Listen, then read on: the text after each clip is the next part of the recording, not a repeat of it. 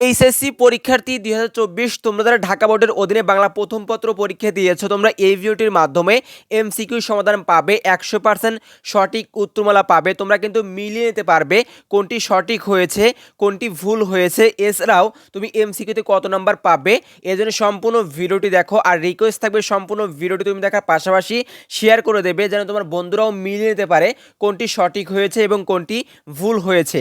তবে মিলিয়ে নেওয়ার জন্য একটি কাজ করতে হবে, তুমি কমেন্ট বক্সে যাবে, কমেন্ট বক্সে গিয়ে তোমার শুধু সেট নাম্বার লিখবে। লেখার পর সেটা আমরা দেখবো, দেখে মাত্র 5 মিনিটের মাধ্যমে ইনশাআল্লাহ তোমাকে এমসিকিউ সমাধান দিয়ে দেবে। এই কাজটুকুই করতে হবে।